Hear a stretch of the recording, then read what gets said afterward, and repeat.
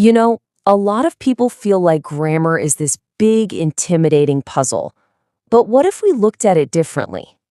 Instead of a puzzle, think of English grammar as a toolkit, a really powerful one. Today, we're going to open up that toolkit and see how you can become a master builder of sentences. So here's our blueprint for today. First, we'll get to know the 8 core building blocks. Then we'll build our understanding piece by piece, starting with the foundation and going all the way up to the finishing touches. It's going to be a really clear logical flow. So let's start with a really basic question. When you look at a sentence, what do you actually see?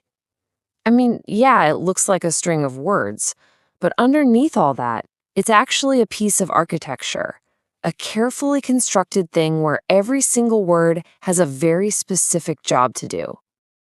And that brings us right here to our toolkit. You know, every sentence you have ever read or written or spoken is built from this one core set of pieces. We call them the parts of speech. These are the absolute essentials in your grammar toolkit. And how many tools are we talking about? Just 8. That's it. Not 80, not 800, just 8. So the bottom line is, if you can get a handle on these 8 parts of speech, you unlock the key to clear, strong, and powerful communication. It's that simple. Okay, so let's start building from the ground up, shall we? Every good structure needs a solid foundation to stand on. Well, in sentences, that foundation is made of nouns and pronouns. They're what give our sentences a subject, something to actually talk about. And what's really cool is how these two work as a team. Nouns do all the heavy lifting, right? They name everything. But then pronouns come in as these super efficient substitutes that stop our sentences from sounding clunky and repetitive. A noun is just a naming word. It can be something concrete that you can actually touch, like a tiger or a school, or it can be an abstract idea you can't, like honesty. They are basically the what or the who of our sentences.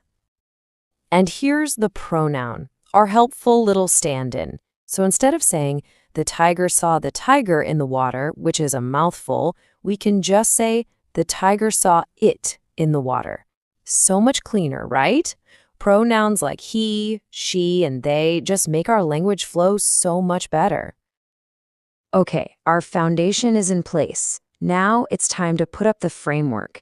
This is where verbs and adverbs come in. They're what give our sentence life, an action, and a sense of direction. This is where things really start to happen. This slide shows the relationship perfectly. The verb is the engine. It's what creates the action. The adverb, then, is like the control panel. It modifies that action, telling us how, or when, or where it's all going down. Verbs are the absolute heart of this sentence. They can be action words, like run or eat, or they can show a state of being, like is and are. Here's the thing. Without a verb, you don't really have a complete thought. You don't have a sentence. Adverbs then come in and add that crucial layer of detail. So, how did he run? He ran quickly. When did they eat? They ate yesterday. Adverbs answer these really important questions, which adds a ton of precision to what we're trying to say. Okay, let's watch this happen in real time. We start with our foundation, the noun, the tiger. Simple enough. Now we add the framework, the verb. The tiger runs. And boom, just like that, we have a basic sentence. From there, we can add details, like the adjective happy and the adverb quickly, to paint a much richer picture. See how each part adds a new layer? And speaking of details, let's move on to the parts of speech that really add the color, the design, and the context to our structure. I'm talking about adjectives and prepositions. Let's think about it this way. Adjectives are like the paint and the furniture. They make our nouns way more interesting. Prepositions, on the other hand, they're like the glue or the mortar. They show us how all the different pieces of the sentence are connected to each other in space and time. Adjectives are basically describing words. They answer questions like what kind or how many. Is it a tall girl, a red book, or 3 tigers? They give us specific, vivid information about the nouns and pronouns we're using. They're all about the details. Prepositions are all about relationships. Location, direction, time.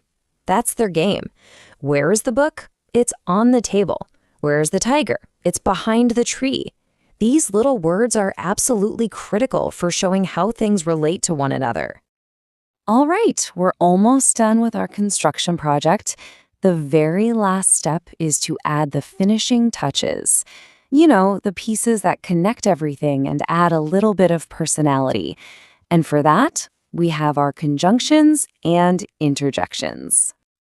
This is such a great way to think about them. Conjunctions are kind of like the wiring in the hallways that connect different rooms, letting you build bigger, more complex houses. And interjections, they're like the doorbell, a sudden burst of sound that adds emotion and flair. So conjunctions are our connector words. They're what allow us to move beyond really simple sentences. We can have cake and ice cream. I wanted to go, but I was tired. They create a natural flow and help us express much more complex thoughts. And last but not least, interjections. These are just short, expressive little bursts that often stand on their own. Wow, that was amazing. Or, oops, I dropped it. They inject a little shot of human emotion right into our writing and speaking. And here it is, the complete blueprint. We can see all 8 parts of speech laid out nice and neat, each with its specific job and a simple example. From the foundational noun that names things, all the way to the expressive interjection that adds emotion, every single piece has its own unique and vital role to play. So there you have it, the 8 essential tools of grammar. They aren't just a bunch of boring rules to memorize. They are creative instruments. They're for building not just sentences, but for building arguments, stories, and connections with other people. So now that you have the complete toolkit and the blueprint, the only question left is, what are you going to build?